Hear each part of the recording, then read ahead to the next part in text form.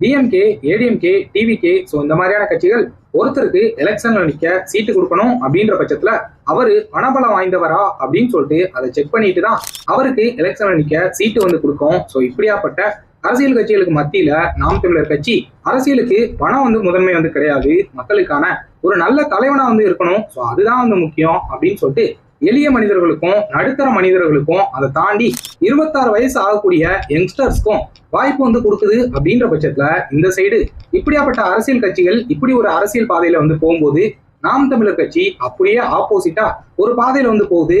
இந்த அரசியலை பார்க்கும்போது ரொம்பவே வியப்பா இருக்கு அப்படின்னு தான் வந்து சொல்லணும். என்ன பொறுத்தளவு பணபலம் வாய்ந்தவர்கள் மக்களுக்கான ஒரு நல்ல தலைவரா 100% இருக்கவே வந்து மாட்டாங்க. ஏன் அப்படின்னா எளிய மக்கள் என்னெல்லாம் வந்து கஷ்டப்படுறாங்க, அவங்களோட வலி உணர்வு வந்து என்ன அப்படின்ற மாதிரி பணபலம் வாய்ந்தவர்களுக்கு சுத்தமாவே வந்து தெரியாது. எக்ஸாம்பிளுக்கு தீ சுடும் அப்படின்னு சொல்லிட்டு மேலோட்டமா தான் வந்து தெரியும். அந்த தீ சுட்டதுக்கு அப்புறம் எப்படியாப்பட்ட காயம் வந்து வரும், எந்த லெவலுக்கு வந்து வரும் அப்படின்னு சொல்லிட்டு பணபலம் வாய்ந்தவர்களுக்கு சுத்தமா வந்து தெரியாது. எளிய மனிதர்களுக்கு தான் அந்த ஒரு வலி எப்படி இருக்கும் அப்படின்ற மாதிரி அவங்க தலைவனா மாறும்போதுதான் அந்த எளிய மனிதர்களோட வலிய உணர வந்து முடியும். அப்படி சீமானவர்களை நான் ஒரு எளிய மனிதரா தான் வந்து பாக்குறேன். அவரு பணபலம் வாய்ந்த அரசியல்வாதிகளை உருவாக்குறது வந்து இல்ல, எளிய மனிதர்களை ஒரு மக்களுக்கான தலைவனை சின்ன சின்ன பசங்களை கூட தலைவனா அவங்கள வந்து அரசியல் படுத்துறாரு. அப்படின்ற பட்சத்துல இப்போ அரசியல் காற்று வேற திசையில வந்து வீசுது.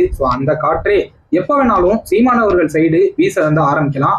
அப்போது தமிழ்நாட்டுல மாற்றம் கண்டிப்பா வந்து ஏற்படும். இதை பத்தி உங்களுக்கு கருத்து அண்ட் வந்து மாற்று கருத்து கண்டிப்பா இருந்துச்சு அப்படின்னா மறக்காம கமெண்ட்ஸ்ல வந்து போடுங்க.